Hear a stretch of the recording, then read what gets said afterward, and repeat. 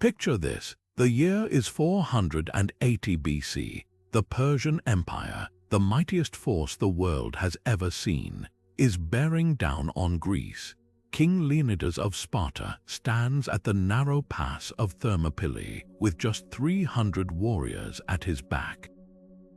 The Persian king Xerxes offers him a deal surrender, and he'll be rewarded with wealth and power beyond measure. But Leonidas makes a choice that echoes through history. He refuses, and with that one decision, he seals his fate and the fate of his men in a blaze of glory. Was this courage or madness, heroism or hubris? This is the razor's edge ancient leaders walked every day, where a single choice could alter the course of civilizations. Power in the ancient world wasn't just about crowns and conquests. It was a moral labyrinth where leaders faced impossible decisions with no easy answers. Should they sacrifice thousands to save millions, betray allies for the greater good? Embrace brutality to maintain order? These weren't theoretical dilemmas, they were life and death calculations etched in blood and stone, and the consequences. They shaped empires, toppled dynasties, and left scars or legacies that endure to this day. That's what we're uncovering in this journey through history's most shocking leadership moments. 25 controversial decisions that still spark debate among scholars and storytellers alike. From the calculated ruthlessness of Rome's emperors to the desperate gambles of besieged kings, we'll examine the choices that defined eras and ask the haunting question, what would you have done in their sandals? This isn't just a list, it's a window into the minds of rulers who held the weight of the world in their hands. So settle in, history is about to get personal. Rome burned for 6 terrifying days in the year 64. Flames devoured homes, temples, and monuments while panic gripped the streets. And where was Emperor Nero? Ancient historians like Tacitus claim he watched from a safe distance, strumming his lyre, an image so infamous it birthed the phrase, "fiddling while Rome burns." But the truth behind this legendary moment is far murkier than the smoke that choked the city. Some accounts suggest Nero rushed back from his villa to organize relief efforts, even opening his gardens to shelter the homeless. So why does history remember him as a monster who reveled in destruction? Because power writes its own stories, and Nero's enemies had every reason to paint him as a madman. The fire did more than reduce buildings to ash, it gave Nero an opportunity. With entire neighborhoods wiped clean, he seized prime land to build his sprawling Domus Aurea, a golden palace with jeweled ceilings and artificial lakes. Coincidence or calculated cruelty, but the most damning accusation claims he blamed Christians for the disaster, unleashing brutal persecutions.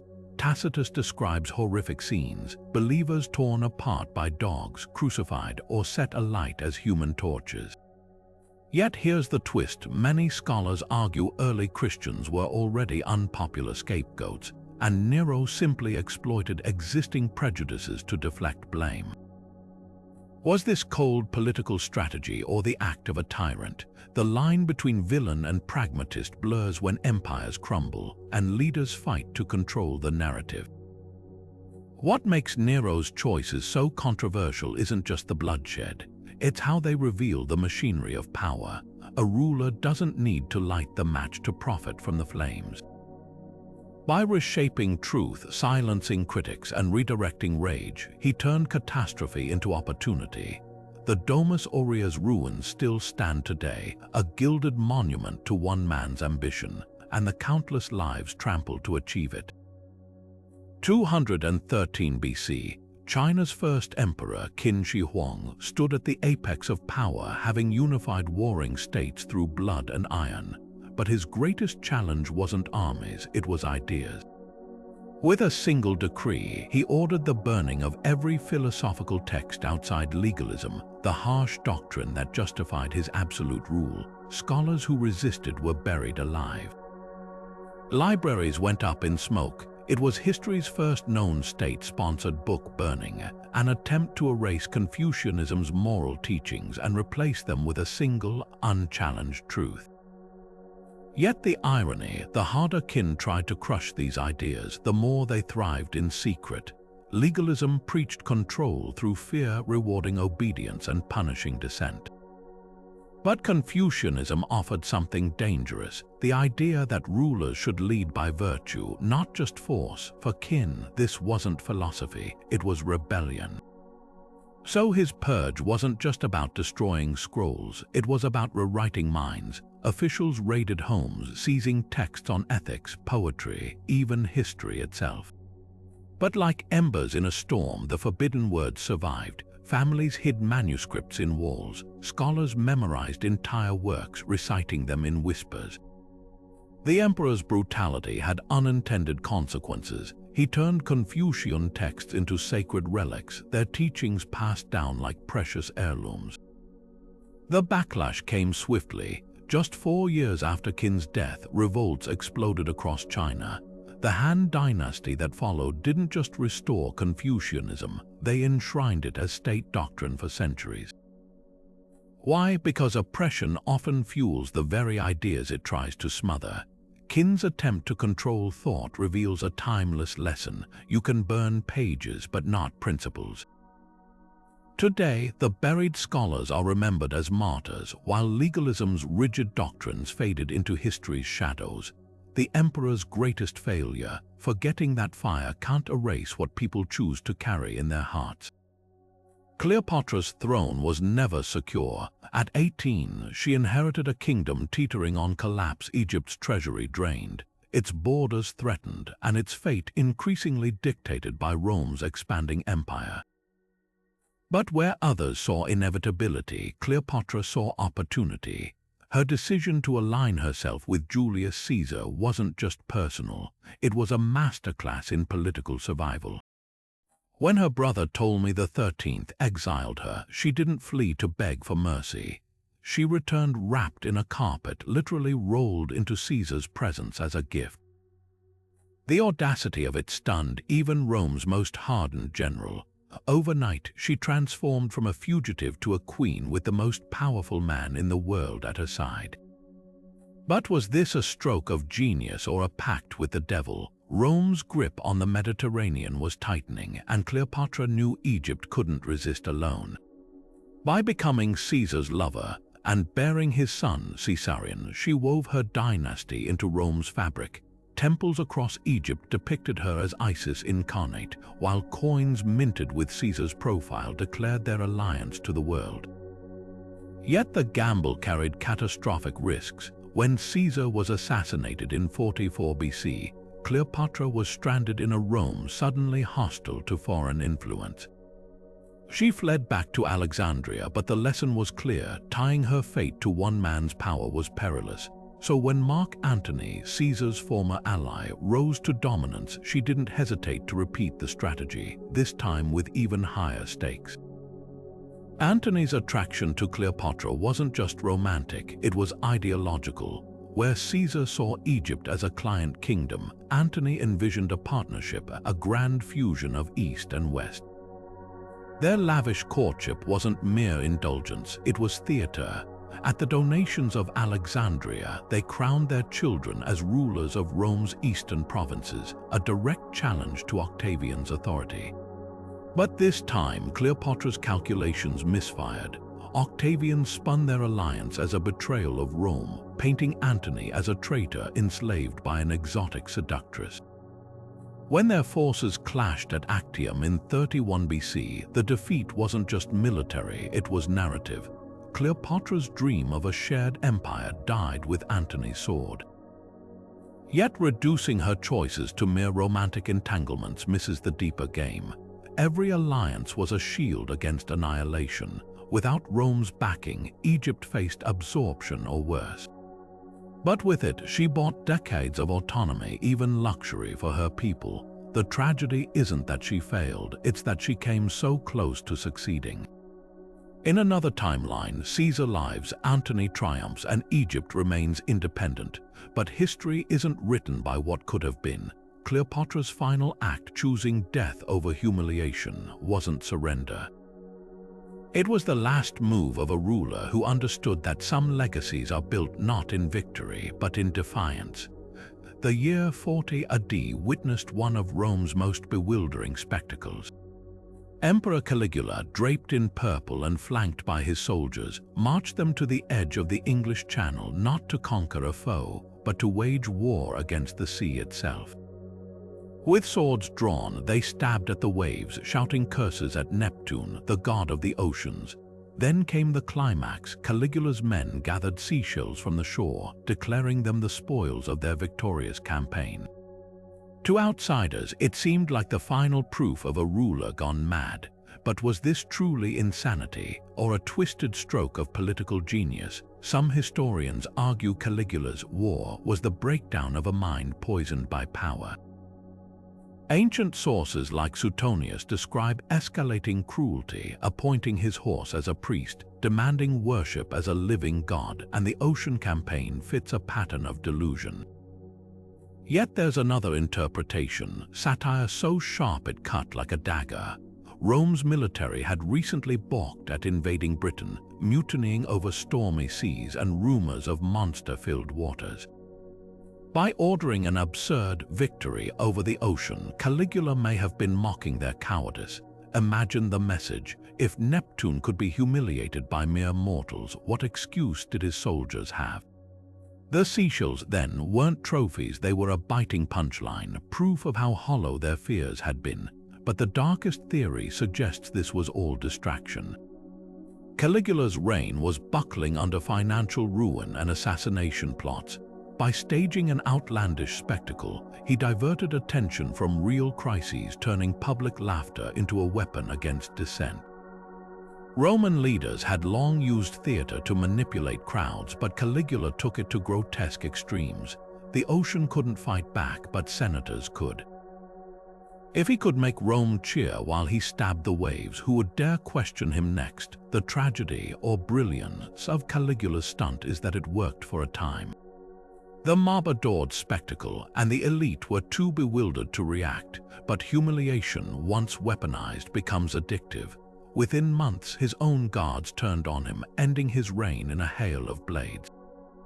The sea, though, endured untouched, a silent witness to the fleeting madness of emperors and the enduring power of the tides. Blood ran knee-deep in the fields of Caligula in the year 261 BC. Emperor Ashoka, the mighty ruler of the Mauryan Empire, had just unleashed his armies on this independent kingdom, a campaign so brutal it left over 100,000 dead by some accounts, with entire cities reduced to rubble and rivers choked with corpses. Ancient inscriptions describe mothers clutching dead children, wailing in the smoke-choked ruins. This wasn't just conquest, it was carnage on a scale that stunned even Ashoka himself. But what happened next would rewrite the course of history. The same hands that ordered this slaughter suddenly turned to spreading peace across Asia, carving edicts of nonviolence into stone pillars that still stand today. Was this transformation a spiritual awakening or the coldest political rebranding of the ancient world? The shock of Caligula's devastation haunted Ashoka. His own inscriptions admit the horrors. 150,000 were deported, 100,000 were killed. Even those who escaped lost loved ones. For a ruler raised on the battlefield, this wasn't exceptional violence. It was the moment violence lost its meaning. Some historians believe Ashoka genuinely broke under the weight of what he'd done. Others point to the timing. His empire now stretched from Afghanistan to Bangladesh, but unrest simmered. Rebellions flared in newly conquered lands. Maybe embracing Buddhism wasn't repentance, maybe it was strategy. After all, you can't govern an empire by the sword forever.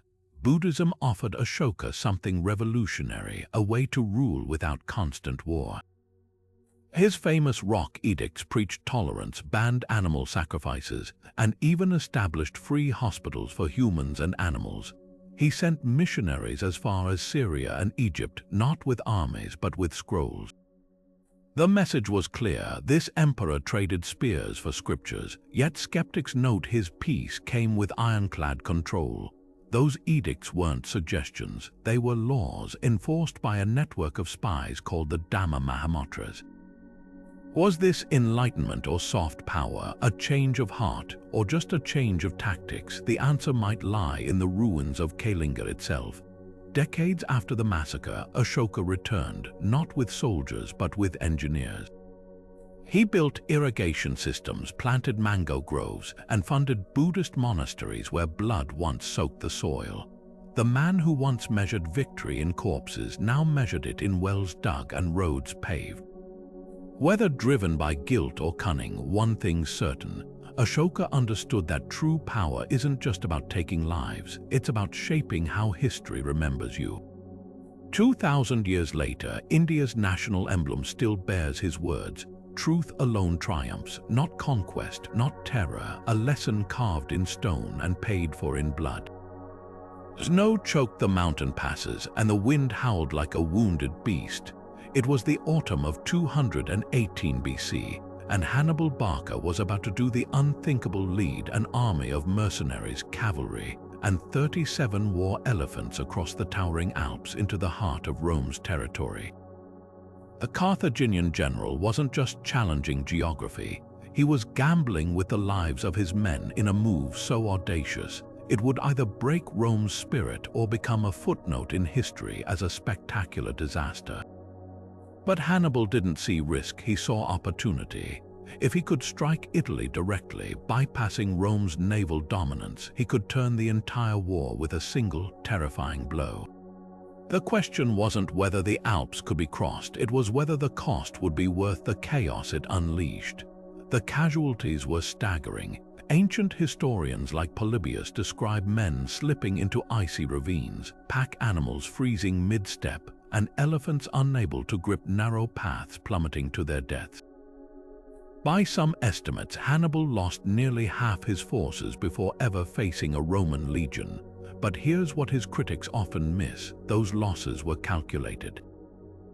Every corpse left in the snow served a purpose. When news reached Rome that elephants were descending from the Alps like some mythological nightmare, panic spread faster than any army could march. The psychological shock was worth 10,000 soldiers. Hannibal understood something his enemies didn't: war isn't just fought with swords, but with symbols. And nothing symbolized unstoppable might, like elephants trampling through a blizzard. Yet alternative paths existed. Hannibal could have reinforced Carthage, held in Spain, or struck by sea. Some scholars argue that securing Iberia's silver mines would have starved Rome's war machine over time, but Hannibal wasn't playing for time, he was playing for total victory. By invading Italy, he aimed to shatter Rome's alliances, convincing its subjects that resistance was futile. His early victories, like the massacre at Lake Trasimene, proved the strategy's brutal effectiveness. Entire Roman armies vanished beneath Carthaginian blades, and for 15 years Italy became a battleground. The tragedy: Hannibal's gamble almost worked. Rome teetered on collapse, yet never broke. Why? Because the Alps crossing, while legendary, drained resources he couldn't replace. Without siege engines or fresh troops, he couldn't take Rome itself. His elephants, those living tanks, died one by one in Italy's winters. In the end, the Alps became both his greatest triumph and his fatal limitation, a spectacle so stunning it eclipsed his need for logistics. Hannibal didn't lose because his plan failed. He lost because Rome adapted faster than he could exploit his advantage. The lesson etched into those mountain passes: shock and awe can win battles, but only endurance wins wars. The sky over the Milvian Bridge was thick with tension on that October day in 312. Constantine, locked in a brutal civil war for control of Rome, stood at a crossroads that would reshape history, not just for empires but for faith itself. According to ancient accounts, he looked up and saw a blazing cross in the heavens with the words, "In this sign conquer." That night, Christ appeared in his dreams, commanding him to paint this symbol, the Chi Rho, on his soldiers' shields. The next morning, against impossible odds, Constantine crushed his rival Maxentius, sending his drowning body sinking into the Tiber. A year later, the Edict of Milan legalized Christianity across the empire. But was this divine intervention or the most calculated power play of the ancient world? Some historians argue Constantine's vision was genuine spiritual awakening. Lactantius, his Christian advisor, described it as a moment of clarity, the emperor, directed by the divine, to abandon Rome's old gods. Eusebius, writing decades later, claimed Constantine confessed the vision to him personally, complete with tears of remorse for past sins. And the timing fits. Christianity, though persecuted, had spread like wildfire through the empire's underbelly, a network of secret believers ripe for mobilization. By embracing their god, Constantine didn't just gain allies, he tapped into an organizational machine far more disciplined than any pagan cult. Yet skeptics point to the emperor's lifelong pragmatism. Before Milvian Bridge, he'd worshipped Sol Invictus, the unconquered sun, a flexible deity popular with soldiers.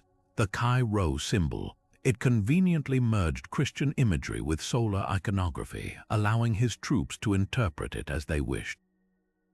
Then there's the epilepsy theory. Ancient sources hint at seizures, and luminous visions are common in such episodes. Whether divine or neurological, Constantine knew how to weaponize the moment.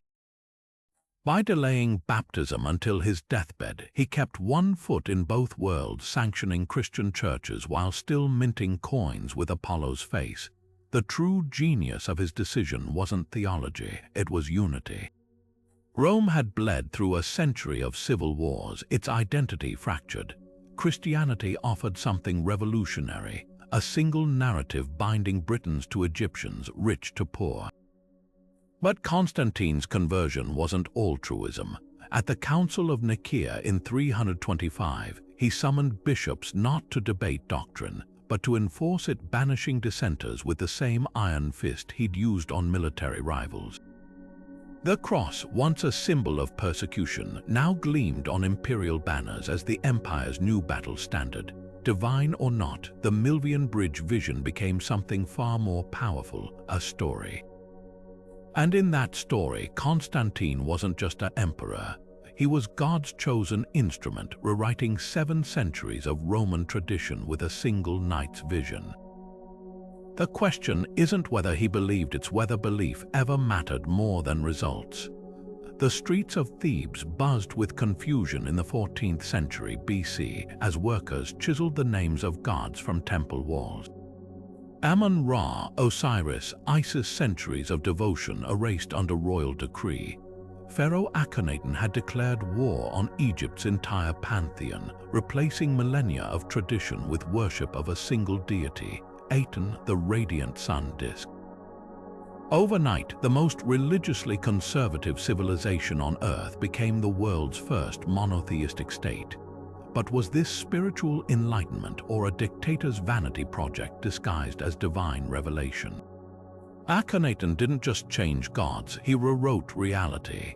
Ancient reliefs depict Aten not as a humanoid figure like other Egyptian deities, but as a golden orb with rays ending in tiny hands, an abstract force touching only the royal family. Ordinary citizens couldn't even pray directly to Aten. They had to channel devotion through Akhenaten and his queen, Nefertiti. The message was explicit. The pharaoh wasn't just a mediator between gods and men. He was the only path to the divine. Meanwhile, Akhenaten erected an entire city, Amarna, as Aten's earthly capital, staffed by loyalists who owed their positions to this new order. Coincidence? Or the ultimate consolidation of power, the economic shockwaves were catastrophic. Egypt's priesthood, once a sprawling, powerful class, found themselves unemployed as temples closed. Artists scrambled to adapt to Akhenaten's bizarre new artistic style, with its elongated faces and exaggerated features. Foreign relations crumbled as allies accustomed to swearing oaths by Ammon suddenly faced a theological void. Even the afterlife changed. Traditional funerary spells invoking multiple gods became heresy overnight. one surviving letter from a military officer pleads for clarity. To which god should I make offerings now that you've abandoned the ways of our ancestors? Yet glimpses of sincerity pierce through the political maneuvering. Akhenaten's Great Hymn to Aten, preserved in a noble's tomb, reads like genuine mystical poetry. You rise in perfection, O living Aten. Creator of life, the hymn's themes strikingly mirror aspects of later psalms, suggesting this wasn't just capricious tyranny. Some scholars argue Akhenaten suffered from genetic disorders that may have caused physical deformities and religious visions, turning him into history's most consequential zealot. The experiment lasted barely 17 years. After Akhenaten's death, his successors obliterated his legacy with equal fervor. Statues were smashed, records destroyed, and Amarna abandoned to the desert. But the cracks remained. Egypt never fully regained its former theological certainty, and whispers of Aten's cult persisted in hidden corners. 3,000 years later, Freud would controversially suggest Akhenaten's ideas influenced early Hebrew monotheism, making this failed revolution perhaps the most enduring mistake in religious history. The irony, in trying to erase Akhenaten, his enemies guaranteed his immortality. The heretic pharaoh's real sin wasn't abolishing gods, it was proving how fragile they really are. Flames swallowed Londinium whole. In 60 AD, the Roman settlement, now modern London, was reduced to a charred graveyard under the wrath of Boudica, the Celtic queen of the Iceni. Her warriors left no survivors. Women were impaled on spikes, children dashed against temple walls, and the decapitated heads of Roman merchants lined the roads like grisly mile markers. This wasn't just rebellion, it was annihilation. But as Boudica's forces razed city after city, slaughtering an estimated 70,000 Romans and collaborators, a haunting question emerged. Was this brutality a strategic masterstroke or the very reason her revolution crumbled? Boudica's rage was personal. After her husband King Prasutagus died, Rome flouted his will, seizing Iceni lands, flogging Boudica publicly, and permitting soldiers to assault her daughters. The indignity was calculated. Rome often used humiliation to break defiant tribes, but they underestimated their opponent. Boudica didn't just want independence, she wanted Rome to remember. By erasing Londinium, Verulamium, and Camulogenum, modern Colchester, she mimicked Rome's own scorched earth tactics, turning their playbook against them. The psychological impact was devastating. Tacitus writes that Governor Suetonius Paulinus raced back from crushing Druids in Anglesey, only to find Britain's Roman heartland in ashes. For a moment, it seemed the empire might actually retreat, yet Boudica's excesses alienated potential allies. Many Celtic tribes initially joined her. The Trinovantes, for example, burned Camulogenum to avenge their own grievances. But massacring civilians, even Romanized ones, turned neutral tribes cold. The Catuvellani, who'd suffered under Rome, now saw Boudica as a greater threat.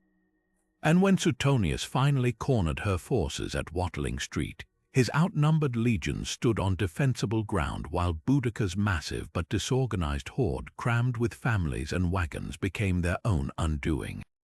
The Romans didn't just defeat her, they slaughtered 80,000 Celts in a single afternoon. The tragedy of Boudica's revolt lies in its contradictions. Her violence briefly united tribes under shared fury, yet ensured they couldn't sustain unity. She exposed Rome's fragility, but reinforced its narrative of barbarian savagery.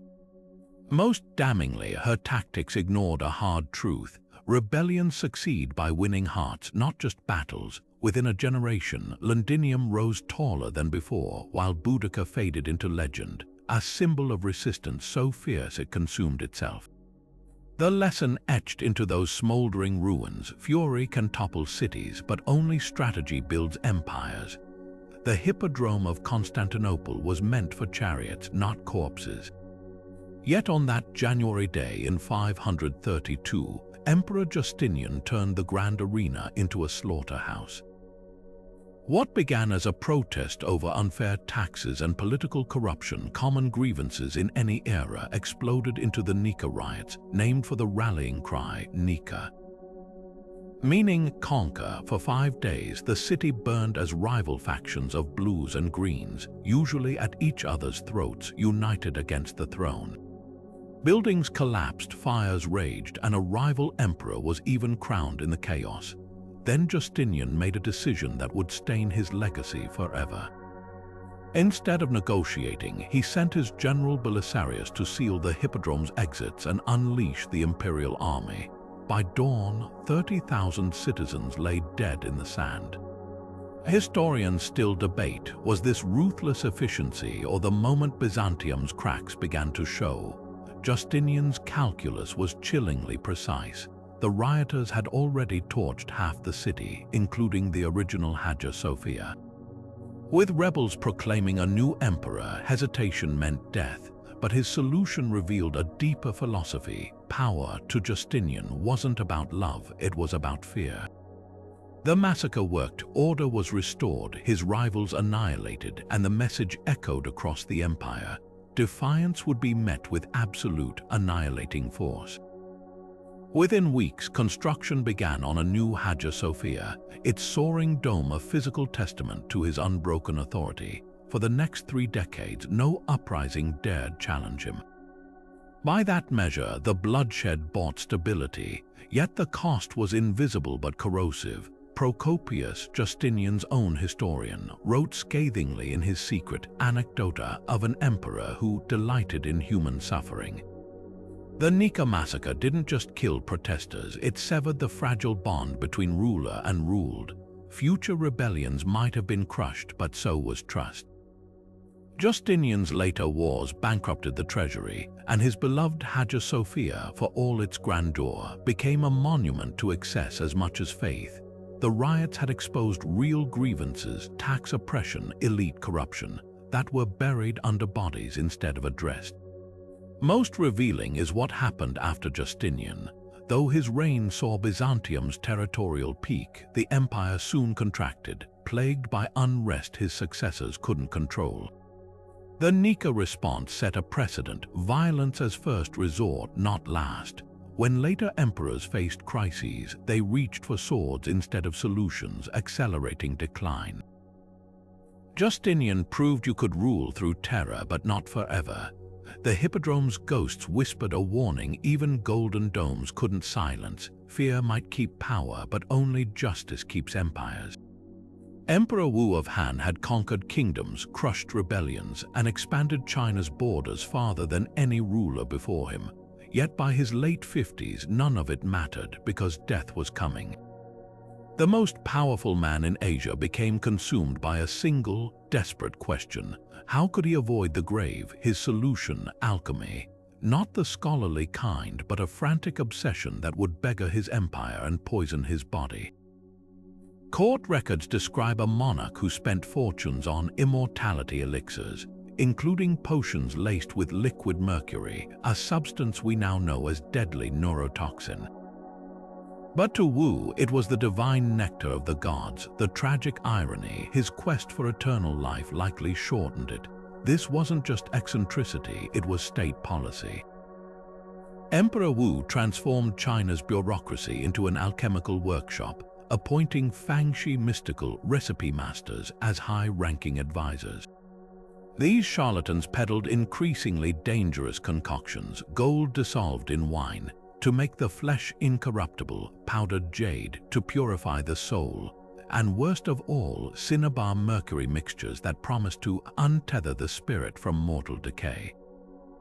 The expense was staggering. Imperial ledgers show entire provinces' taxes diverted to fund expeditions for mythical Pinglai Island, home to immortal sages who supposedly held the secret to eternal youth.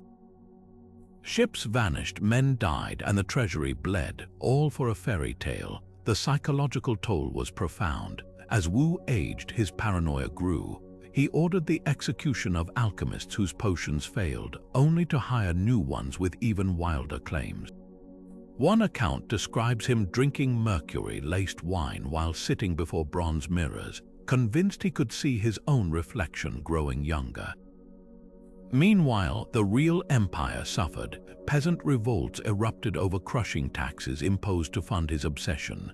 Corruption festered as officials embezzled elixir funds. Even his family wasn't safe. Wu's heir apparent was accused of witchcraft after questioning the alchemist's influence and was forced to commit suicide. Yet the most devastating consequence was cultural. Confucian scholars, watching their pragmatic emperor descend into mysticism, began documenting his decline as a cautionary tale. The Records of the Grand Historian by Sima Qian, written shortly after Wu's death, paints him not as a godlike figure, but as a flawed man enslaved by fear. That shift was seismic. For centuries, Chinese rulers had been depicted as near divine. Now they could be pitied. Wu's legacy became a paradox. The emperor who unified China also exposed the fragility of power. His tomb, discovered centuries later, contained rivers of mercury not to preserve his body, but as a final, toxic monument to humanity's oldest delusion, that even kings can bargain with death. The bitter truth, Wu's alchemy did achieve a kind of immortality, just not the one he wanted. By tying his name to such spectacular folly, he ensured history would never forget him. Modern scientists examining his remains found mercury levels 50 times higher than safe limits. In the end, the potions meant to cheat time only hastened its victory. But perhaps there's poetry in that. The greatest conqueror of his age laid low not by armies or assassins, but by a drink he believed would make him a god. The lesson etched into those ancient flasks: power can bend empires, but not nature, not even for an emperor. The silk robes felt foreign on Alexander's shoulders. After decades of fighting Persians in the name of Greek supremacy, the young conqueror now draped himself in their embroidered tunics, even wearing the striped diadem of a Persian king. His Macedonian generals recoiled. These were the same fabrics they'd once torn from fallen enemies as trophies, now adorning their own leader. But Alexander wasn't just playing dress-up. His decision to adopt Persian customs after conquering their empire in 330 BC was a calculated gamble. Could he rule Asia by becoming part of it? Or would this cultural betrayal fracture the army that had carried him to victory? The political brilliance was undeniable. By marrying Roxana, a Sogdian noblewoman, and later Statera, the daughter of Darius III, Alexander wove himself into the very dynasties he'd toppled. Persian satraps kept their positions under his rule, now reporting to Macedonian overseers. He even integrated Persian units into his army, forming hybrid regiments that blurred the line between conqueror and conquered. To the peoples of Mesopotamia and Bactria, this wasn't occupation, it was continuity with a new face. Alexander grasped a truth that escaped most invaders. Empires aren't built on battlefields, but in the quiet moments when former enemies start calling you king. Yet every gesture of assimilation was a dagger in the hearts of his Macedonian veterans. These men had marched across deserts, starved in mountain passes, and watched friends die, all for the glory of Hellenic civilization. Now their leader demanded they kneel before him Persian style, kissing his hand like subjects rather than clasping arms as comrades. The final insult came at Opis in 324 BC, when Alexander announced plans to train 30,000 Persian youths as elite successors, effectively replacing the men who'd bled for him. The army mutinied. Old soldiers wept openly, one veteran shouting, "Why did we cross the world if all you wanted was to turn Persians into Macedonians?" Historians remain divided on whether Alexander's fusion policy was visionary or delusional. Some argue he sought to create a new, universal identity, one where Greek and barbarian ceased to matter. His mass wedding at Susa, where 90 Macedonian officers married Persian noblewomen, suggests a deliberate erasure of cultural lines, but others see a conqueror intoxicated by his own myth, blind to the practical realities of governance. The Persian nobility may have accepted him, but the Macedonian rank and file never forgot they were occupiers. When Alexander died mysteriously at 32, his empire shattered along the very cultural seams he'd tried to mend. Perhaps the cruelest irony lies in Roxana's fate. After Alexander's death, she murdered Statera, her Persian rival, to secure her son's claim. The blended dynasty Alexander envisioned dissolved in blood, proving that some wounds run deeper than diplomacy can heal. His experiment revealed an uncomfortable truth. You can force men to kneel together, but making them stand as equals is the work of centuries.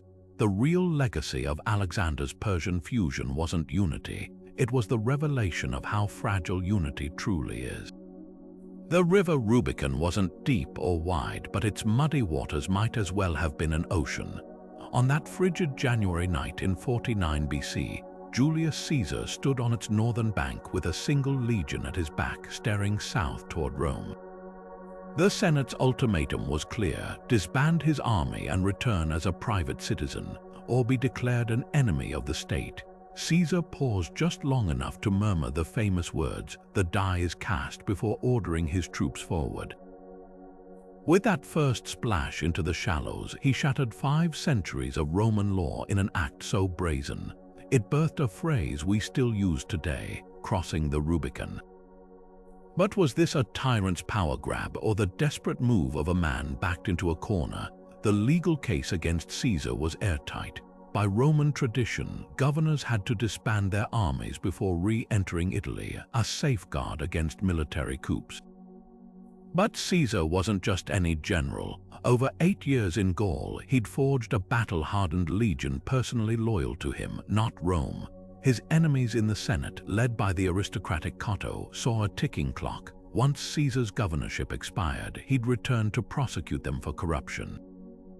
Their solution: strip his legal immunity. When Caesar proposed a compromise, both he and his rival Pompey resigned their commands simultaneously. They refused. The message was clear: Caesar would face exile or death. So when he crossed the Rubicon, he wasn't launching a coup, he was fighting for survival. Yet the aftermath revealed darker ambitions. Caesar's march toward Rome wasn't the hurried dash of a fugitive, it was a calculated display of restraint. He could have sacked the capital, but instead paused to negotiate, even pardoning captured opponents. This mercy was strategic. By casting himself as the reasonable party, he turned public opinion against the Senate when they fled to Greece. But the Republic's death knell came later, when Caesar had himself declared dictator for life. The man who'd crossed the Rubicon to restore his dignity now wore purple robes and sat on a golden throne, accepting divine honors. The lesson: revolutions rarely end where they begin. What makes Caesar's choice so controversial isn't just the betrayal of republican ideals, it's how it exposes democracy's fragility. Rome's system relied on norms, not just laws. For centuries, ambitious men had respected the Rubicon's symbolic barrier because they believed in something greater than personal power. Caesar proved that belief was the only thing holding the system together. Once crossed, the Rubicon couldn't be uncrossed. His adopted heir, Augustus, would learn this lesson well, cloaking autocracy in republican trappings. The tragedy isn't that Caesar destroyed the Republic, it's that he showed how easily it could be done. Stone carvers hesitated as they chiseled the royal likeness. This pharaoh had the strong jawline of a man, the traditional false beard, the muscular torso of a warrior king. But the face staring back from the limestone was unmistakably feminine. Hatshepsut, the woman who crowned herself king of Egypt around 1478 BC, didn't just rule as a queen, she reinvented herself as a male monarch in statues and reliefs across the kingdom. This wasn't mere vanity, it was a radical rebranding campaign in a civilization where power had always worn a beard. But was this deception necessity or something far more profound? Hatshepsut's rise was already unprecedented. As regent for her stepson Thutmose III, she was supposed to hold the throne until he came of age. Yet within 7 years, she'd staged a quiet coup, not with soldiers but with symbols. Wall paintings at Deir el-Bahri show the gods themselves crowning her, while inscriptions declared her not just ruler but the divine offspring of Amun-Ra. The male persona completed the illusion. By donning the Kepresh war crown and ceremonial beard, she didn't just claim power, she rewrote the visual language of royalty to include herself. The genius of her strategy lay in its ambiguity. Unlike later female pharaohs who ruled briefly as king's daughters, Hatshepsut's such titles erased gendered markers entirely. She became His Majesty with pronouns and imagery carefully neutralized. Some scholars argue she wasn't trying to pass as male, rather, she created a third category, the divine ruler beyond human gender. Reliefs at her mortuary temple even depict her as a sphinx, the ultimate fusion of power and mystery. Yet the backlash was inevitable. After her 22-year reign, Thutmose III ordered her name chiseled from monuments and her statues smashed.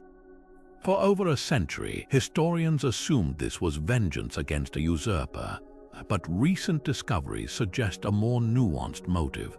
By erasing her female kingship, Thutmose may have been protecting the very system she'd bent, reaffirming that pharaohs were male, lest future queens follow her example. The fragments left behind tell a different story. In the Metropolitan Museum, a shattered statue of Hatshepsut, such as a sphinx, still bears the delicate remains of red paint on her lips, a whisper of the woman beneath the crown. Her greatest contradiction wasn't pretending to be a man, it was proving that gender, like power, is what we carve it to be. And 3,000 years later, those carvings still challenge us to see history not as it was written, but as it was lived. Rome's temple of Jupiter Optimus Maximus had stood for centuries as the beating heart of Roman state religion, until a 14-year-old boy decided to tear it all down. In 218 AD, Emperor Elagabalus arrived from Syria with a divine mission. To replace Jupiter himself with a black meteorite he worshipped as the sun god Elagabal. But this wasn't just a theological shift, it was a cultural earthquake. The teen emperor forced senators to kneel before his exotic deity, staged bizarre rituals involving live snakes and public dances, and reportedly married a Vestal virgin in defiance of ancient taboos. To conservative Romans, this wasn't reform, it was sacrilege dressed in silk and madness. Elagabalus didn't just introduce a new god, he weaponized spectacle. Ancient historians like Cassius Dio describe processions where the emperor, dressed in flowing Syrian robes and heavy makeup, personally led the meteorite through Rome's streets on a chariot drawn by white horses. At the newly built Elagabalium temple, traditional animal sacrifices gave way to rituals involving wine poured over the sacred stone until it gleamed like blood. The most shocking accounts claim he engaged in nocturnal ceremonies where gender roles blurred, men danced in women's garments, and Elagabalus himself allegedly sought gender-affirming surgeries centuries before such concepts entered mainstream discourse. Whether fact or slander, these stories reveal a ruler intent on shattering every convention. The backlash wasn't just about foreign gods, it was about power. By centering worship around himself as Elagabal's high priest, Elagabalus bypassed Rome's traditional priestly colleges, effectively merging church and state in his own hands. When senators balked at worshipping a rock from Emesa, he stripped them of influence, promoting low-born Syrians to key positions. The message was clear: loyalty to the emperor now meant loyalty to his god. Yet the strategy backfired spectacularly. Rome's military, already uneasy with his excesses, grew restless as he lavished gold on priests while soldiers went underpaid. Even his grandmother Julia Misa, the real power behind his throne, recognized the danger, but by then the Praetorian Guard had already chosen her other grandson as a more palatable alternative. Elagabalus's reign lasted barely 4 years before his own troops dragged him through the streets and tossed his mutilated body into the Tiber, the same river that had swallowed his reforms. His god followed soon after. The black stone was sent back to Syria, and Jupiter's temples were reconsecrated. but the chaos left scars. For the first time, Romans had seen their emperor not as first among equals, but as a radical bent on dismantling their identity. The lesson etched into those ruined altars: you can force a god upon people, but never devotion. And in a civilization built on tradition, the fastest way to fall is to forget who you're ruling for or who you're ruling over. The cold marble halls of Herod's palace in Jerusalem hid a mind unraveling. By the end of his reign in the 1st century BC, King Herod the Great had executed 3 of his own sons, drowned his beloved wife in a fit of jealousy, and ordered the assassination of countless political rivals, all to preserve his grip on power. But one alleged atrocity overshadows them all: the massacre of the innocents. According to the Gospel of Matthew, upon hearing that a prophesied King of the Jews had been born in Bethlehem, Herod ordered the slaughter of every male infant in the town to eliminate this potential rival. Yet outside the Bible, not a single contemporary historian, not Josephus, not Philo, mentions this horrific event. So did it happen, or was it a later Christian narrative device? The answer lies somewhere between Herod's documented monstrousness and the murky nature of ancient propaganda. Herod's psychological profile makes the infanticide disturbingly plausible. Rome's puppet king was pathologically insecure, constantly fearing usurpation. After the Hasmonean Princess Mariamne, his wife, was executed, her surviving relatives became targets. Herod even killed his sons Alexander and Aristobulus for allegedly plotting against him, quipping it was better to be Herod the swine than Herod the victim. The murder of infants wouldn't have been out of character. He famously decreed that upon his death, prominent Judean men should be slaughtered so the nation would mourn rather than celebrate. The man who could order posthumous killings as a vanity project was certainly capable of proactive infanticide, yet the silence of extra-biblical sources is deafening. Josephus, who meticulously chronicled Herod's cruelties from burning alive dissenting Pharisees to executing entire towns, never mentions Bethlehem's slaughtered children. Some scholars argue the event was too localized for Josephus to note, but this strains credibility given Bethlehem's proximity to Jerusalem and Herod's reputation. More likely, the story served theological purposes. Matthew's Gospel, written around 80 to 90 AD, frames Jesus as a new Moses, paralleling Pharaoh's infanticide in Exodus. The massacre also fulfilled Jeremiah's prophecy about Rachel weeping for her children, cementing Jesus' messianic identity for Jewish converts. Modern archaeology adds another layer.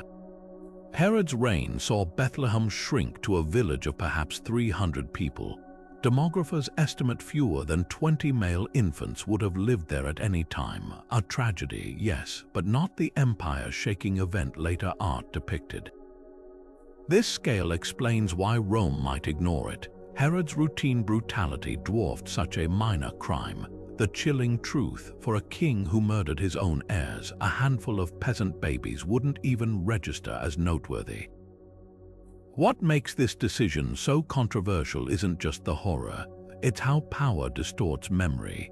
Herod's documented atrocities were so vast that adding one more hardly changed his legacy. Yet for early Christians, this unverified massacre became proof of messianic fulfillment. In the end, the story's persistence reveals more about humanity than history. We remember not what kings did, but what their victims needed us to believe.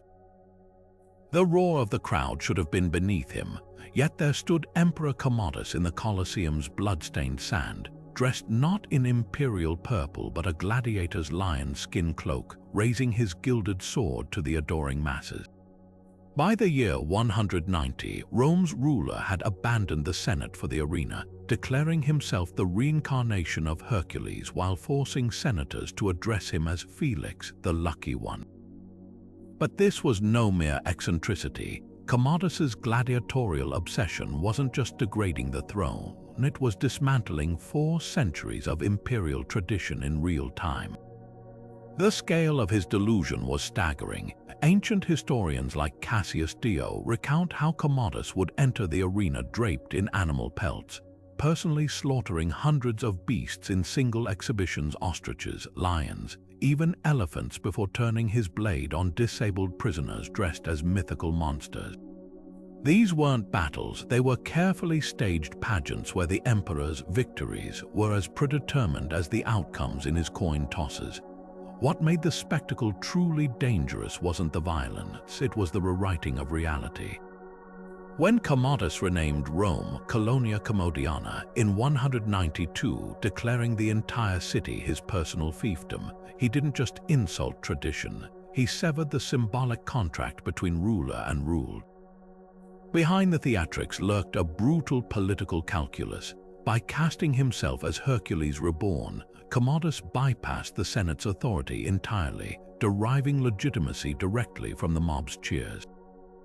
His arena appearances weren't just entertainment, they were populist rallies where the crowd's adoration replaced constitutional governance. Senators forced to buy front-row seats for his performances understood the message. Their ranks meant nothing compared to the will of a bloodthirsty populace. Even the coins minted during his reign reinforced this myth, depicting Commodus wielding Hercules' club while the words Amazonius and Invictus framed him as an unconquerable demigod. Yet the darkest twist wasn't the spectacle, it was the financial ruin it caused. Each appearance drained the treasury further, with the emperor demanding million sesterce bonuses for his victories. The cost of exotic beasts alone could have fed entire provinces, while his vanity project to remodel the Colosseum's tunnels, so he could make dramatic godlike entrances, bankrupted public works projects across the empire. As grain shipments faltered and infrastructure crumbled, Commodus performed his final, fatal miscalculation, believing the Praetorian Guard would tolerate being upstaged by a gladiator. On December 31, 192, his wrestling partner Narcissus, likely acting for disgruntled elites, strangled him in his bath. The Senate immediately declared damnatio memoriae, erasing his name from monuments. But the damage endured. Commodus proved that imperial power, once divorced from reality, becomes a weapon against itself. The lesson echoed through Rome's later decline. When rulers mistake theatrics for governance, the applause never lasts. The Cyrus cylinder gleamed under Babylonian sunlight in 539 BC, its baked clay surface inscribed with words that would echo through millennia. I permitted all exiled peoples to return to their homelands. With this decree, Cyrus the Great didn't just conquer Babylon, he rebranded empire itself. Jewish exiles hailed him as Yahweh's anointed. Phoenician cities reopened their ports, and displaced populations across Mesopotamia packed their belongings for journeys home. History remembers this moment as humanity's first Bill of Rights, but behind the magnanimity lay a political blueprint so cunning, it still shapes superpowers today. Cyrus's genius wasn't merely allowing conquered peoples to worship freely, it was making them want to serve Persia. When he restored the Jews to Jerusalem, he funded their temple reconstruction. When he returned sacred idols to Babylonian cities, he cast himself as their divine restorer. These weren't acts of charity, they were psychological masterstrokes. Uprooted populations became loyal buffers against rebellion, their gratitude stronger than any garrison. Compare this to Assyria's brutal mass deportations a century earlier, where they traumatized, Cyrus incentivized. The result, a sprawling empire held together not by terror but by the careful cultivation of dependence. Yet the policy had a darker edge. Returning exiles often found their homelands reshaped to Persian advantage. Jewish returnees, for instance, discovered Jerusalem's rebuilt temple district designed with Persian-style columned halls, a permanent architectural reminder of imperial patronage. Similarly, Cyrus's famous tolerance for local governors came with strings. Their sons were taken to Persian courts as honored guests, effectively hostages raised with imperial ideology. The message was clear: autonomy existed at Persia's pleasure. Modern parallels abound. From British indirect rule to Soviet satellite states, empire wears many masks. What made Cyrus unique was recognizing that the softest chains are those people willingly polish themselves. His cylinder wasn't just propaganda, it was the first playbook for how superpowers manufacture consent.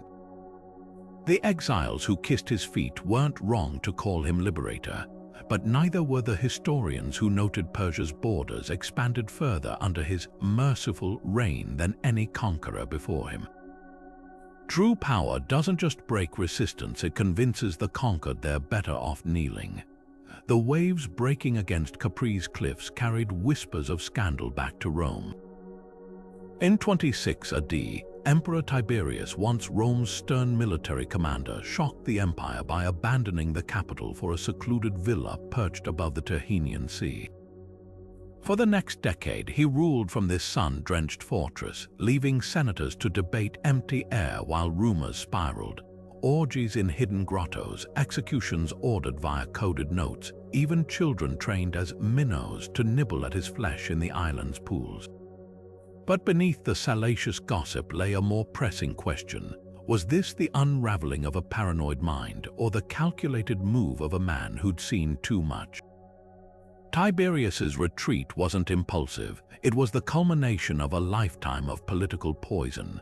Years before Capri, he'd watched as his trusted advisor Sejanus turned the Praetorian Guard into a personal death squad, purging rivals until even Tiberius's own son was suspected as collateral. The Senate, once a body of equals, had become a den of informants. When Sejanus's conspiracy finally came to light in 31 AD, Tiberius reacted with brutal efficiency, executing the traitor and his family, including Sejanus's young daughter. Tradition demanded mercy for children, but Tiberius reportedly quipped, "No one kills the cubs and spares the she-wolf." The message was clear: no one was safe, not even in innocence. Capri, then, wasn't an escape from power, it was a fortress from which to wield it without distractions. Yet the island's isolation fed its own legends. Historians like Suetonius describe a ruler increasingly detached from reality, dispatching arbitrary death sentences based on astrology or whim. One senator was allegedly executed for carrying a silver coin with Tiberius's likeness into a brothel.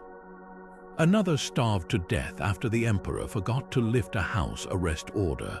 But modern psychologists see something darker than cruelty in these acts: the spiral of a man consumed by PTSD.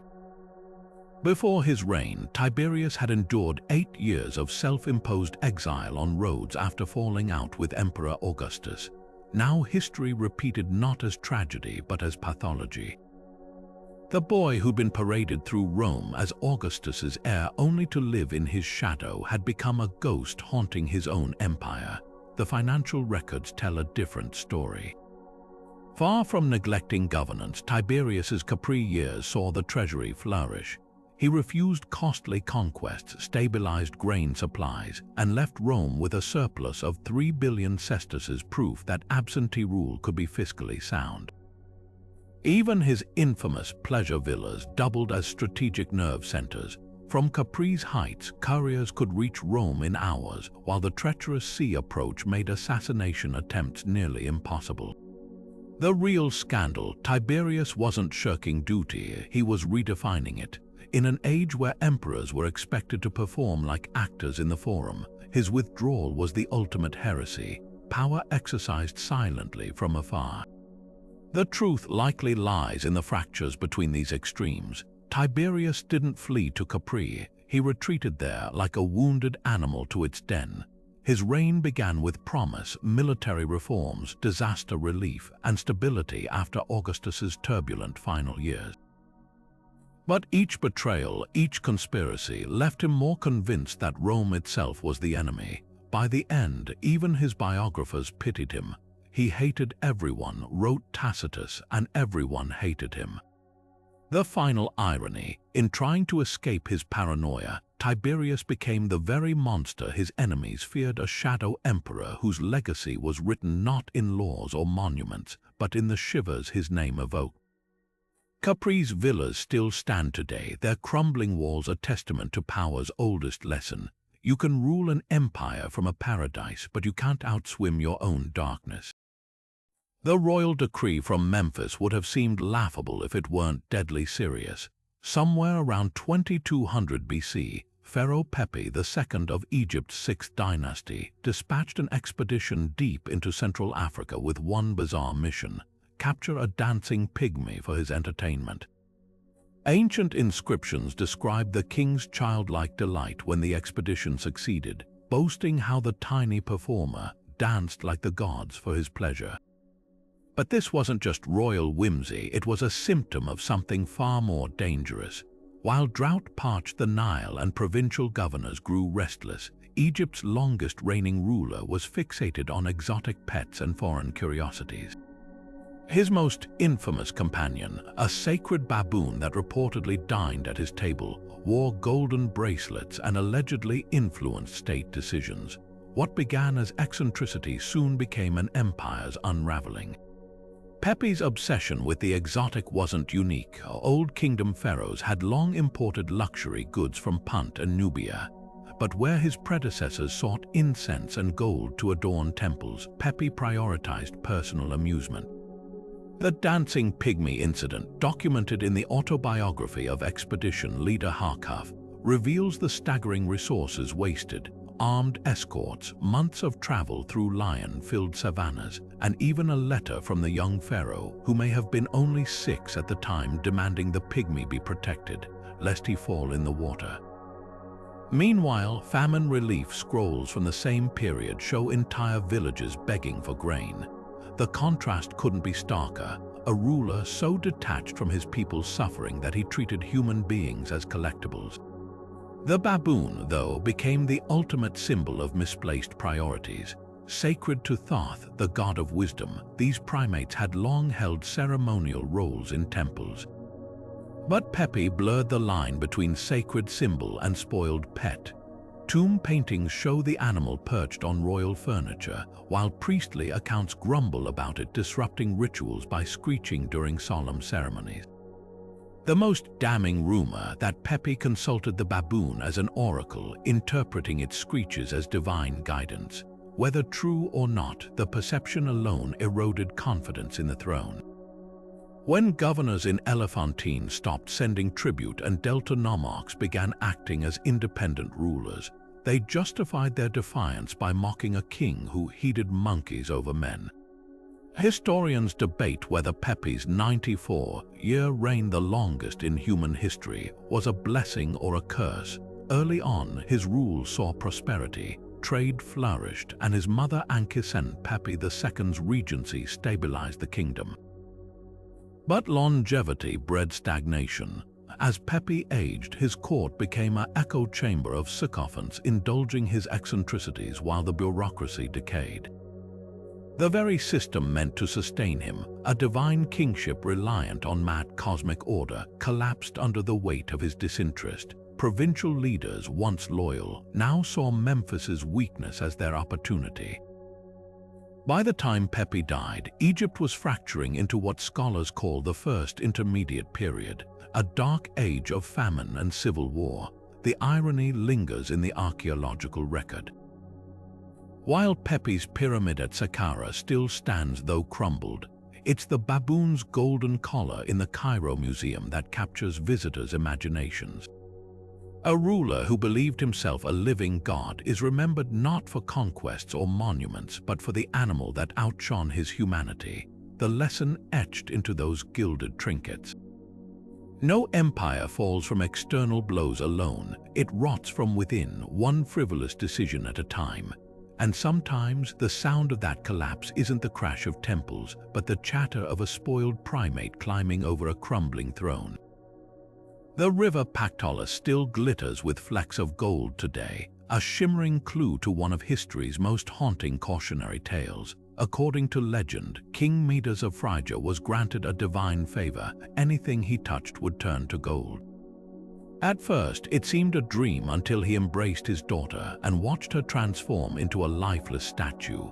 the gods, merciful, reversed the curse when Midas washed his hands in the Pactolus, leaving the river forever rich with precious metal. But strip away the myth, and you'll find a real 8th century BC ruler whose insatiable greed may have inspired this allegory. A man who didn't turn objects to gold, but whose hunger for wealth turned his kingdom to ruin. Archaeology paints a tantalizing picture. Excavations at Gordion, the Phrygian capital, reveal a palace frozen in opulence, ivory inlaid furniture, bronze cauldrons large enough to bathe in, and jewelry so finely crafted it rivals Egypt's treasures. One tomb, likely belonging to Midas's father Gordius, contained a wooden banquet table still set with golden bowls, as if waiting for its owner to return. This was no backward tribe. Phrygia sat at the crossroads of Assyria and Greece, growing fat on trade tariffs and mineral wealth, but luxury came at a cost. Tree-ring data from Gordion's logs shows a sudden climatic shift around 740 BC, precisely when historical records mention a meter of mushki, likely Midas facing famine. The land that bred gold couldn't grow grain. The parallels between myth and reality grow eerie. Ancient texts describe Midas embroiled in costly wars with Assyria even as his people starved. A clay tablet from Nineveh mocks the Phrygian king's desperate plea for aid. "Let my lord send me bread." Yet Midas's own artifacts tell a different story: golden fibulae, lion-headed drinking vessels, and a throne room lined with mosaics of spiral designs resembling swirling gold. The message is clear. Even as crisis loomed, display mattered more than survival. What makes Midas's legend endure isn't just the folly of greed, it's the way power distorts perception. The Pactolus River really does carry gold dust washed down from mountaintop veins, but Phrygia's rulers didn't need magic to confuse wealth with worth. Their tombs contain no farming tools, no grain stores, just treasures that couldn't feed a single child. The Greeks may have invented the golden touch myth, but its lesson was carved in Phrygia's crumbling walls long before. Civilizations that worship gold eventually starve on it. The river's glittering sediments aren't just remnants of a curse lifted. They're the fingerprints of an empire that chose gilded tombs over living villages, and in doing so turned itself to stone. The wind howled across the moors of northern Britain, carrying whispers of a project so colossal it would outlast the empire itself. In 122 AD, Emperor Hadrian made a decision that would etch his name into the landscape literally. His order to build a 73-mile stone barrier, punctuated by forts and watchtowers, wasn't just a defensive measure, it was a philosophical statement chiseled into the earth. For centuries, Rome had thrived on expansion, its borders fluid as the tides. Hadrian's wall declared something radical: this far, no further. But was this towering boundary a stroke of strategic genius, or the moment Rome began to forget its own ambition? Hadrian's reasoning seemed sound on parchment. The wall's sheer scale, 20 feet high in places, with a deep ditch and military road, would deter raids from Caledonian tribes protecting the fertile lands to the south. Soldiers stationed along its length could monitor movement, while its gates allowed controlled trade, turning potential enemies into taxable merchants.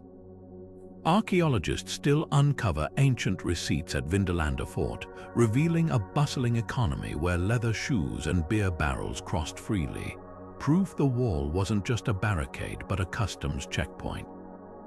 Yet the financial burden was staggering. Estimates suggest construction cost the equivalent of 30,000 legionary salaries, a sum that could have funded a decade of northern campaigns.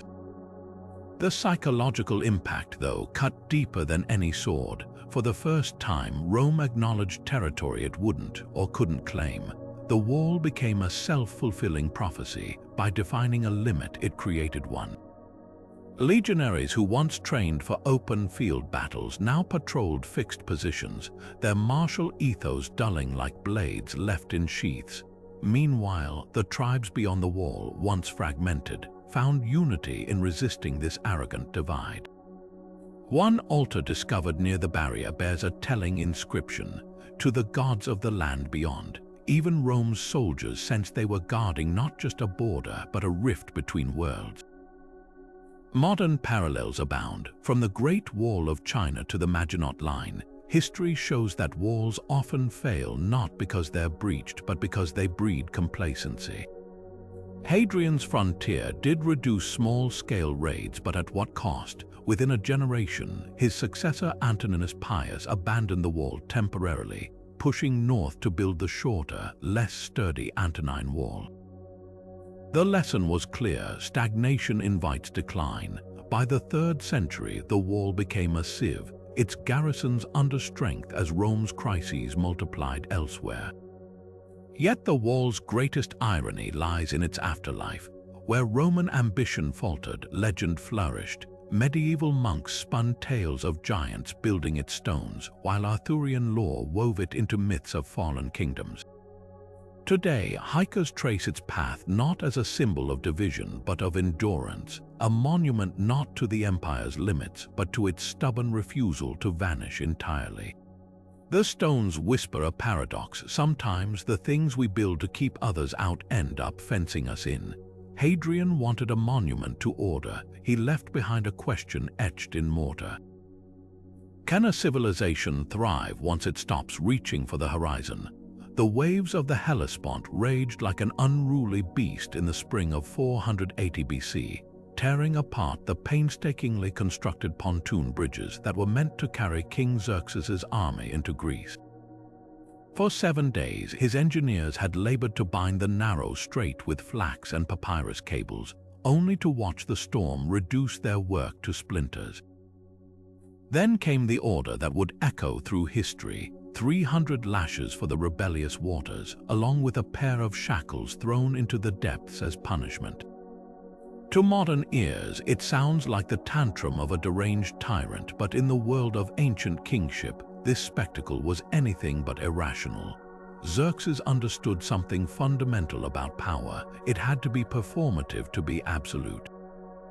The lashing of the Hellespont wasn't just about venting frustration. It was a meticulously staged lesson for his army and subjects alike. Imagine the scene: soldiers gathered on the shore as executioners laid stripes upon the waves, heralds proclaiming the sea's guilt for defying the king's will. The message was unmistakable. If even the gods' domains could be humiliated for disobedience, what chance did mortal dissenters have? This wasn't madness, it was theater of the highest order, designed to reinforce Xerxes' divinity by command. Yet the stunt had a pragmatic underside. The bridges were critical for supplying his invasion force, and failure risked morale collapse. By transforming a logistical setback into a symbolic victory, Xerxes turned weakness into spectacle. The follow-up act proved his cunning. Engineers rebuilt the bridges with improved materials, this time succeeding.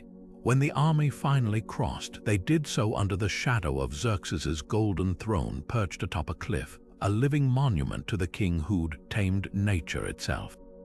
The real question isn't whether Xerxes believed the sea could feel pain, but why the story persists as an example of hubris rather than genius. Greek historians like Herodotus, eager to paint the Persians as barbaric despots, ensured the anecdote survived as proof of Oriental excess. But strip away the bias, and you'll find the same principle that shaped empires from Rome to Versailles. Authority thrives on grand gestures. When the king later had a canal dug through Mount Athos to avoid another maritime disaster, it wasn't just practical, it was another chapter in his campaign to bend the world to his narrative. The Hellespont's waters, of course, flowed on unchanged, but the men who watched those lashings, they crossed into Greece convinced their ruler was invincible. And for a time he was, until a handful of Greeks at Thermopylae proved that some forces, unlike the sea, refused to kneel no matter how fiercely you whipped them. The scent of flowering plum trees once perfumed the halls of Chang'an's imperial palace until Empress Lu Zhai decided to replace it with the stench of vengeance. In the brutal aftermath of her husband Gyazu's death in 195 BC, the Han dynasty's first regent faced a dilemma: how to eradicate a beautiful young rival named Lady Kai, whose son threatened her own child's claim to the throne. The solution she devised was so grotesque it earned a name that still chills historians: the human pig. This wasn't just murder, it was psychological warfare waged through mutilation and metaphor.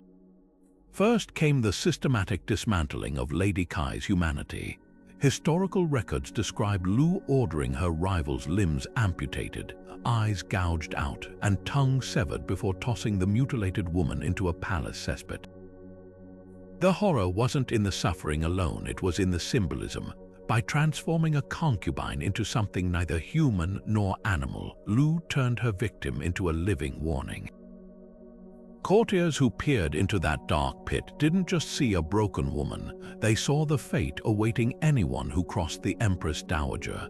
The act's theatricality was deliberate. Victims of ancient Chinese death by 1,000 cuts were at least allowed to die, but Lady Kai lingered for days in her filth, her moans echoing through the palace as a macabre performance. Yet the real genius, if such a word can be used, lay in the cultural context. In Han cosmology, the body was a microcosm of the state. By dismembering Lady Kai, Lu wasn't just punishing a rival, she was demonstrating her power to reshape reality itself. The concubine's son, Prince Rui, met an equally symbolic end. Invited to dinner as a guest, he was poisoned by wine served in a vessel shaped like a sacrificial urn, a none too subtle nod to his impending role as a political offering. Every act was layered with meaning, turning cruelty into a language everyone at court could understand. Modern psychologists might diagnose Lu as a malignant narcissist, but her brutality had method. The Han dynasty was newborn, its legitimacy fragile. Gyazu had united China through war, leaving a court teeming with former enemies turned uneasy allies. In this environment, mercy signaled weakness. When Lu later executed multiple generals under false pretenses, she wasn't succumbing to paranoia. She was eliminating alternate power centers before they could coalesce. The human pig, then, wasn't an isolated atrocity. It was the opening move in a campaign to terrify the aristocracy into submission. The aftermath reveals the calculation behind the carnage. While Lu's reign saw political purges, it also brought stability. She lowered taxes, repealed harsh Qin-era laws, and championed Taoist philosophy. This duality, the monster who ruled wisely, forces us to confront an uncomfortable truth. In the cutthroat world of early imperial succession, extreme violence sometimes functioned as governance. By making an example of Lady Kai, Lu may have averted wider civil war. Archaeologists hunting for evidence of the human pig face a paradox. The cesspit where Lady Kai suffered would have been erased long ago, cleansed like a bad memory. But the bamboo slips recording her fate survive, their ink strokes as deliberate as the Empress's knife cuts. They remind us that history's greatest horrors aren't just acts of rage, but coldly crafted lessons. And sometimes, the most effective way to control an empire is to show your subjects what happens when they forget their place. The festival was supposed to be a celebration of peace, a chance for Rome's fledgling community to mingle with neighboring Sabine tribes under the watchful gaze of the gods. But when Romulus gave the signal, his men lunged, not with weapons but with grasping hands, dragging screaming women into the chaos. This founding myth of Rome's rape of the Sabine women isn't just a dramatic origin story. It's a Rorschach test for how we understand the dark mechanics of empire building. Was this legendary mass abduction in the 8th century BC a distorted memory of actual bride raids common among early Italic tribes? Or something far more calculated, a narrative crafted centuries later to justify Rome's expansionist hunger? Anthropology offers unsettling context. Bride kidnapping appears in early societies from the steppes to the Andes, often as a way to secure alliances when peaceful negotiations failed. The Hittites practiced something called marriage by capture, while Mongol traditions included symbolic abduction rituals. Even Livy's account hints at this, describing how Romulus initially sought wives through diplomacy before resorting to violence. The twist: many of these traditions involved elaborate theatrics, staged abductions where women and their families were complicit in maintaining the illusion. Could the Sabine story be a fossilized memory of such a ritual, later recast as wholesale kidnapping to suit Roman sensibilities? But there's another, darker reading. By the time Livy penned his history in the 1st century BC, Rome was grappling with population decline and relying on conquered peoples to replenish its ranks. The Sabine myth, conveniently framed forced assimilation as inevitable, even noble. Consider how the story evolves. After the initial outrage, the Sabine women allegedly grow to love their captors, intervening when their fathers and brothers later attack Rome. This narrative arc, violence transformed into harmony, became a blueprint for justifying conquest. When Julius Caesar described Gaulish tribes as eager to adopt Roman customs, or when Claudius praised Britons for becoming Romans, they echoed Romulus's playbook: first the sword, then the wedding feast. Archaeology muddies the waters further. Excavations of early Roman huts show Sabine-style pottery alongside Latin wares, suggesting intermarriage did occur, but was it consensual? The skeletal evidence tells a different story. Graves from this period reveal women buried with cultural markers from multiple tribes, but also signs of trauma consistent with captivity. One poignant find: a young woman's skeleton near the Palatine Hill, her wrists bearing groove-like fractures typical of rope restraints, interred with a mix of Sabine beads and Roman fibulae. What makes this myth so enduring isn't just its brutality, it's how frankly it acknowledges the foundations of power. Most civilizations veil their origins in heroism or divine favor. Rome's founding story dares to whisper the uncomfortable truth. Sometimes states aren't born in triumph, but in the moment a stronger group decides to take what it cannot earn. The Sabine women's fate forces us to ask whether history's great cultural fusions, Roman and Sabine, Norman and Saxon, Inca and Chimu, were marriages of convenience or silence imposed by the victors. The answer, like the women themselves, may be forever caught between two versions of the story. Power, in any era, operates like a hall of mirrors, distorting perceptions, amplifying flaws, and bending reality to fit the ruler's vision. What unites these ancient leaders isn't just the scale of their decisions, but the way absolute authority warped their grasp of consequences. Some, like Cyrus the Great or Ashoka, wielded power with a surgeon's precision, understanding that mercy could be sharper than swords. Others, Caligula, Nero, Elagabalus, succumbed to its intoxicating glare, mistaking cruelty for strength and spectacle for control.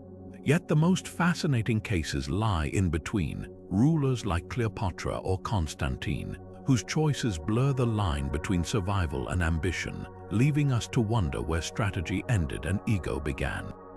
The thread running through these stories isn't just the abuse of power, but its loneliness. Herod's infanticide, Pepi's dancing pygmy, Tiberius's island exile, each reveals a ruler increasingly insulated from reality, surrounded by yes-men who fed their delusions. Power doesn't just corrupt, it isolates, cutting leaders off from the very people they rule. Even the most brilliant minds, like Alexander's or Qin Shi Huang's, crumbled under its weight, their grand visions collapsing under the hubris of believing they could reshape human nature itself. But here's where history turns the tables on us. Judging these figures by modern morals is easy. The real challenge lies in asking, would we have done better in their sandals when survival meant choosing between massacre and mutiny, between cultural erasure and collapse? How many of us could claim cleaner hands? Boudicca's rage and Justinian's ruthlessness make horrifying sense when you consider the stakes lose, and your entire civilization might vanish overnight. So where does that leave us? Perhaps with this, power doesn't just test character, it exposes the fractures already there. Some leaders rose to the occasion, others shattered under its weight, but none emerged unchanged. Now we turn it over to you. Which of these decisions shocks you most? Which ruler's choices, when you strip away the centuries, still feel unforgivable? And who, against all odds, might have earned their brutal calculus? The comments are open, and so is history's courtroom. The verdict, that's for you to decide.